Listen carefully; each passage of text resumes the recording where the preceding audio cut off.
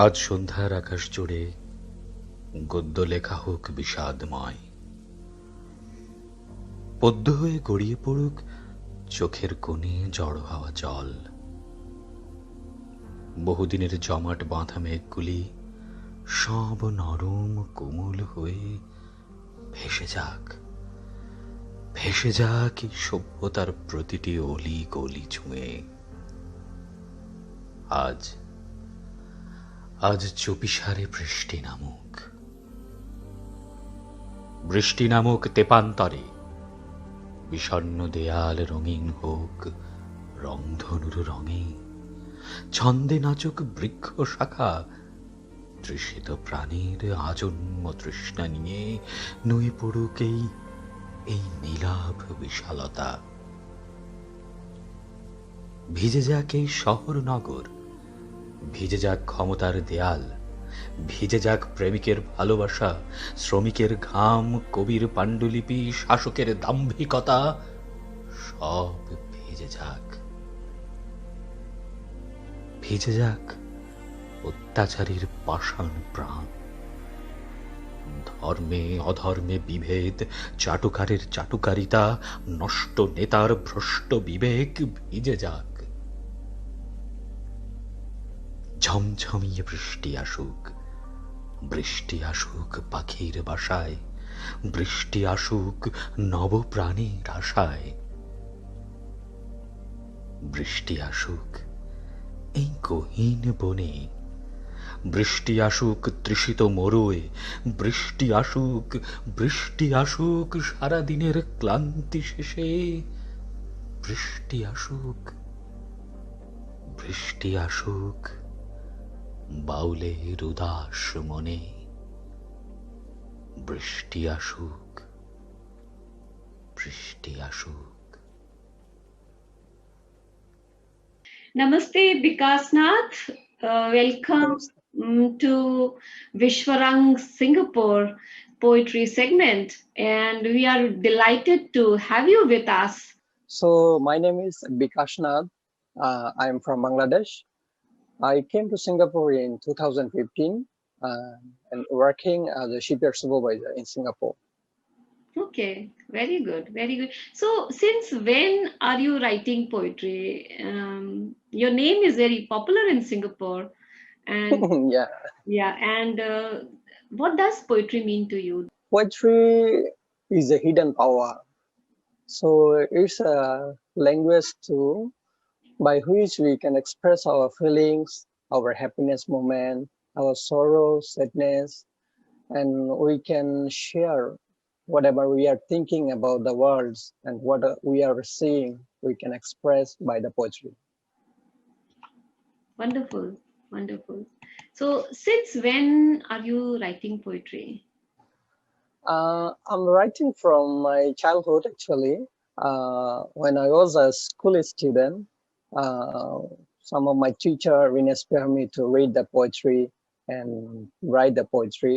Actually, I also actually cannot say how that became habit already to writing. Whenever I see my surroundings, I just see and I just whatever feeling I feel like to write down. When I write it in, it's became like as a poetry. So first when I start writing, some of my school friend and some of my teachers see this writings, they always inspire me. It looks like as a poetry. Wow. You can carry on, you can do it. So from then I start writing. So sometimes my poetry became published in a local newspaper and like as in a school magazine. In Bangladesh? So Is it in Bangladesh that you're talking about? Okay. yeah, in Bangladesh. Yeah, wonderful. So, because that brings me to your next question, that when you choose the subject of your poems, how do you choose them? Means, how do you decide that I want to write on this one, or does it just descend on you? The poetry descends on you. Actually, this one cannot say definitely. When actually when I feel right to write, like I say, I see some things, I just feeling something, and I have seen like as a mostly in the foreign land. I just sometimes missing my family, childhood memories, school life, and whatever memories I have passed in my country. And whatever seeing my surroundings, I just feel like to write. Then when I feel after writing, I'll be feel free. That time I write. So this one are not like as a today I'll write about these topics, not like that. So when I feel this, I start to write. Then it's become like as a poetry. This is a very beautiful answer. It connects, means it is sort of, it is a release and also it is a connection to your country. And that brings us to next question that sometimes we have this calling of our motherland. You are far away from your family and your friends in Singapore, working in a shipyard, sharing rooms in dormitory. It's not an easy life. So it is a sort of balm, or it is a sort of, medicine. Poetry acts as that. Yeah, so the thing is, looks like when we are staying in the foreign land as a migrant, so mostly we are here, we are missing our family, we are our friends, like our past memories we spent in our country. So after the duty or sometimes in the spare times, we miss it. So what we do, most of the people looks like as they do what um, so on my house, on myself, I try to write. I make my friend like as a pen and paper, my notebook.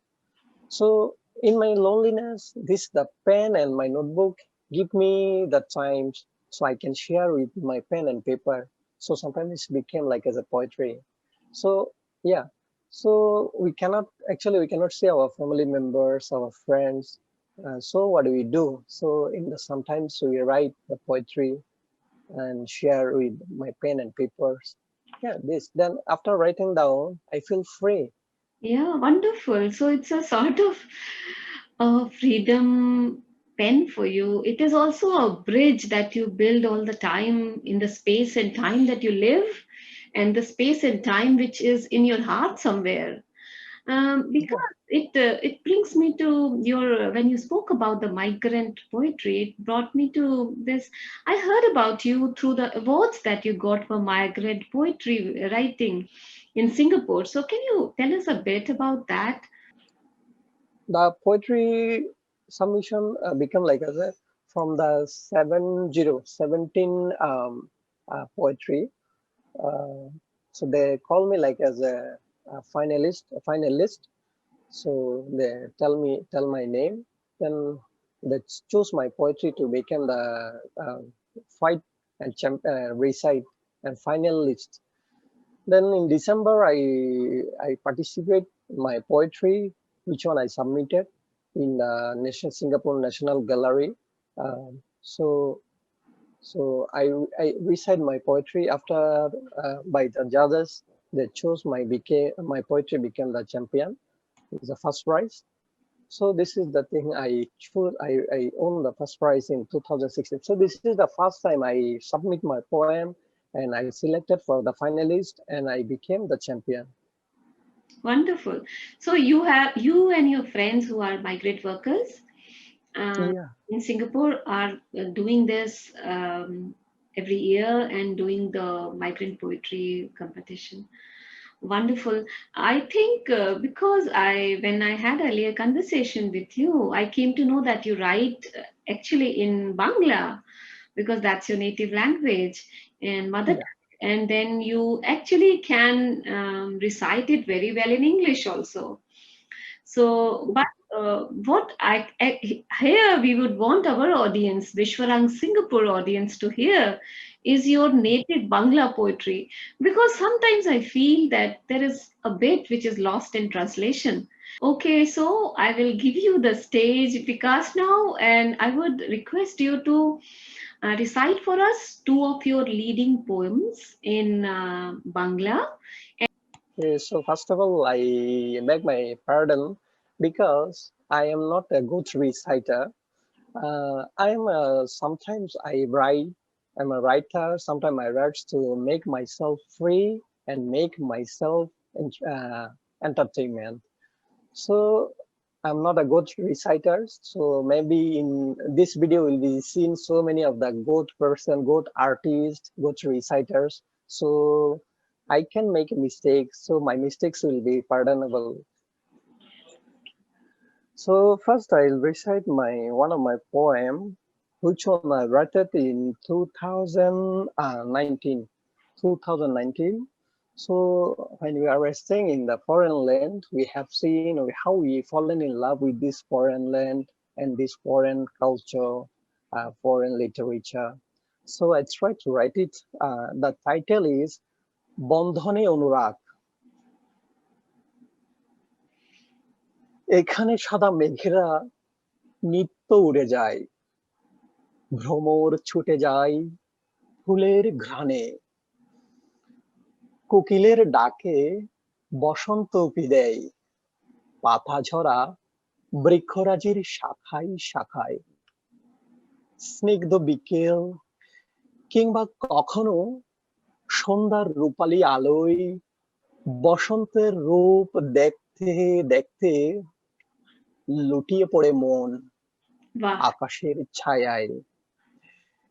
এই নগরীর বুকে হয় নিত্য বসবাস, বাড়িয়ে দেয় ভালোবাসার হাত, সভ্যতার প্রকৃতির রূপে চেহারায় বাসস্থানে ভাষায় অভিন্ন এক যেন পাপড়ির মতো একই বৃন্তের বন্ধনে এঁকে দেয় একটা শান্ত ছবি। Wow. তাই সিংহল নগরীর বুকে দাঁড়িয়ে বলতে ইচ্ছে হয়, ভালোবাসি আমাকে, ভালোবাসি শৈশব, ভালোবাসি কৈশোর বার্ধক্য, ভালোবাসি এই শহর নগরের প্রতিটি অলিগলি, ভালোবাসি মানবতার দেয়াল, ভালোবাসি ভালোবাসি রক্তের বর্ণিল সম্পর্কগুলো সর্বত্র ছড়িয়ে থাকা এই পৃথিবী চক্রে। ভালোবাসি। ধন্যবাদ। बहुत बहुत शुक्रिया। कितना सुंदर आपने पढ़ा और कितना सुंदर लिखा है।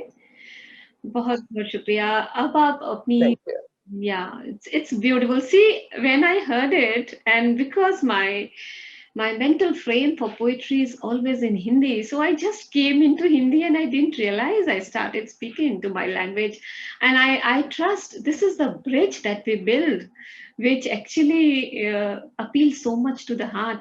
Thank you so much. I just meant that you have really transported us into another connective land, because and let's hear your next poem now. Thank you so much. Okay. Yeah. I'm so moved because, and I'm so delighted that we found you through Vishwarang Festival. You were in same land as us for such a long time, and we were running this Hindi poetry sessions. And it is only through Vishwarang that I came in touch with you. So I thank you, Vikasnath, a lot. I thank Runima Tandun for connecting me to you. And of all, I thank Vishwarang Manch internationally, which is actually a festival running in more than 14 countries. It will run in 14 countries. Thank you so much, because we will be. Thank you too, and thank you so much to the Bisharang to give me a space to share my poem and my song. Thank you so much.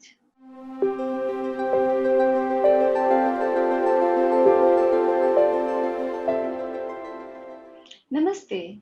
Welcome to Vishwarang 2020 Tagore International Literature and Arts Festival, the Singapore chapter. This is the author focus segment where we bring to you authors who have written about India from Singapore. Let me introduce to you today Dr. Charles Chow. Dr. Charles, we welcome you a lot to Vishwarang 2020. Namaskar to everyone, and thank you very much for inviting me to this splendid program, and I hope to do my small contribution. Thank you so much. Thanks for making time for us. Dr. Charles is the first Singapore Chinese to publish a book on application of Bhagavad Gita to business. Actually, he has recently even talked about Bhagavad Gita's relevance to Industry 4.0. He is also an organizer of the first internet symposium between a Catholic university in USA and the Gita Jayanti Committee in Singapore. In that symposium, they talked about how Bhagavad Gita, irrespective of the religion, can be applied to the whole humankind. That event attracted nearly 15,000 participants worldwide. So let's start our conversation. Doctor, tell us about your focus as an author, what you have written and how you have written about Gita. Um, my first book, you can see this, right? Yeah. Okay. All right. Okay. That was in 2014 by published in Singapore. And my second one is actually uh, more a joint publication. All right. But all this is not important. The more important thing now is the focus of my work is really to have the practical aspects of the Gita. And I, being a businessman, I try and relate it to the daily business affairs. And if possible, I think I would summarize it as the inner firmness of purpose. Each of us have to get to know that inner firmness of purpose in order to know our specific role to play uh, within society, within the business, and even for ourselves. Mm-hmm. I just do my small bit. The most important thing is to ensure that the Gita is looked not just from the religious perspective, but more on the spirituality of it applied to daily living. Okay. And how come that you are from a Roman Catholic background and you got attracted to Gita? Do you remember when was the first time you heard about it, and why and when and how were you attracted to Bhagavad Gita? Wow, you're pulling me back to, I got to review a little bit my background. I first read the Gita in German at the German Military University. And yeah, this was the book, all right, in German. And that was in 1983. We had to go through tests, etc., etc. And I didn't know the value of this until 1996, when I was made, to take care of the business between Singapore and India in the Singapore Trade Development Board. My job was to go as often as possible to India to encourage the Indians to come to Singapore and for Singaporean businessmen to go to India. And when you read it first, could you understand it immediately? We were made to understand because it was an elective, so the teacher would plow us through that. But that point in time was more of understanding of the Sanskrit details. And with our limited understanding of Sanskrit, and at that point in time, not only Sanskrit, but also Latin, etc., etc., and I had to learn Russian as well, military university. So what I want to share with you now is from the language perspective, it was beautiful. Yeah, I was asking, when did you really understand the import of the text? First you understand the language, but My it dear, I will never, I must confess, I'm a forever student of the Gita. The more I read about the Gita, the more that I know of the things that I should know that at that point in time I still do not know. And every day when I read the Gita, I'll try and interpolate that with what I understand as a Catholic person. A very good example is the sanctification of work, which is very important for most Catholics. And sanctification of work is basically now you try and do whatever you need to do with trying to be like Christ, ipso Christos, and to be another Christ, alto Christos, right? And that is very nicely said in Catholic doctrines. But how that can be done is actually more beautifully illustrated in Gita chapter 2, verse 47, what they call the Nishkarma Karma. Okay, so through the understanding of the Gita, I think I'm a better Catholic. Okay, wonderful. That is such a nice thing to hear. How do you think? How does Singapore audience receive your views? How they can benefit from your publications? And do you think you have been able to, transport or pollinate this love for Bhagavad Gita in people who follow you or people you teach and preach? I think it is, I'm just another instrument. This is, my discovery is not developed, is that the various developments in my life shows that I'm now obligated. The more I know, the more I should share. And, but more importantly, I think if you read the Gita, chapter 18, verse 63, it states very, very clearly that the Gita, has so much knowledge, but it is up to the person, to have the freedom to choose to apply whatever that's learned. And that's the beauty, can I say, the most beautiful thing, because although everything is there in the Gita, you talk about Krishna, you talk about Arjuna, but then at the end of the day, you're free to choose to accept whether, the Krishna is the Krishna you want the Krishna to be. Do you means this time when COVID struck us and the life was turned upside down, did you see any role, any important role that Gita could have played in our life in such difficult time as COVID-19? Uh, I think when everything is difficult, when everybody is difficult, then it's ceteris paribus. Everybody is having a tough time. So frankly speaking, that tough time now is no more tough because everybody is being retrenched. Everybody is having doldrums in business. So that's a common platform. And most governments are trying to improve on that. So I think our attitude towards this COVID shouldn't be just bad, bad, bad, but actually is an awakening. Now we have a better relationship with nature. We have a better relationship through the internet with people around us. So I think the word awareness is now giving you a new dimension. And I believe a lot of academics now are putting the word consciousness into it. And the fashionable secular word is mindfulness. Yeah. Mindfulness, in my opinion, is part of consciousness. And I believe we have yet more to appreciate the human consciousness that is linked, like now, with this internet now, you can see me, I can see you, although we are distance. And I'm quite sure with this, we can reach out to even more people. That consciousness now needs a new vocabulary. And I believe through the study of Gita and with more like-minded people, I hope we can get that common thread throughout, and have a better understanding of everyone and ourselves. When you talk about this common thread, and it will be one of my last questions, what do you think about Sanskrit? And I have been across Southeast Asia and seen so much of similarity, so much of Indianness in many of the cultures and of the language. Can you just shed some light on that with all that experience that you have? If I may, I think Sanskrit, being such an ancient language, is a root of many, many modern languages. I did Malay as a second language in school, and things like Sugha, Dukha, and Sahaja, and Bahaya, for example. These are all Sanskrit words that mean the same thing in the Malay language. What I hope is really, just not the language, because the language is just a tool of communication.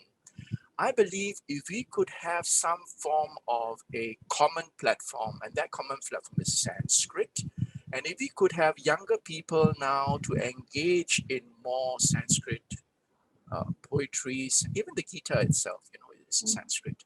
But my dream, when I earn enough money, is to have a ship, have a ship. And then what we'll do now is that it will call on all the ASEAN ports. ASEAN has 10 countries.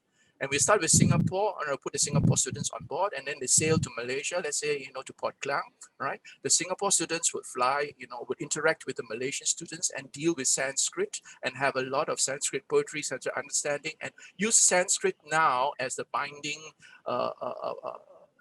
communication platform, all right?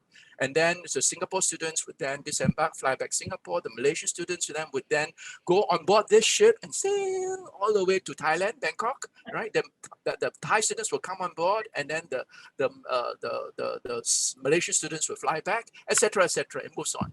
The most important part now is each country will have their own aroma to the appreciation of what Sanskrit is.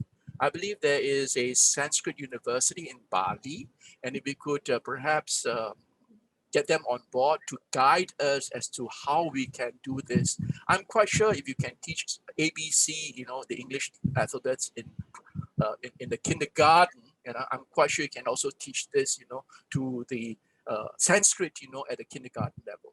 The most interesting thing now is ASEAN is, in Singapore, for example, we are aging very quickly. So instead of young students, we can have old folks on board as well. So that would be a wonderful, bonding between the young and old and of different countries. And I'm quite sure we can make some money because the older folks won't mind paying for such trips. What I see in that reply is you actually rolled all together. So you are the naval guy, you are industry person, you are India and Singapore trade chambers guy, and you are also the Gita person for us. So you actually put all sides of your personality into one dream that you have. We wish you a lot of luck with that, and we thank you for coming to Vishwarang and talking about what you understand on Gita and telling us about your books and your dreams. Thank you so much, Dr. Charles. Thank Thank you. you very much. Namaste.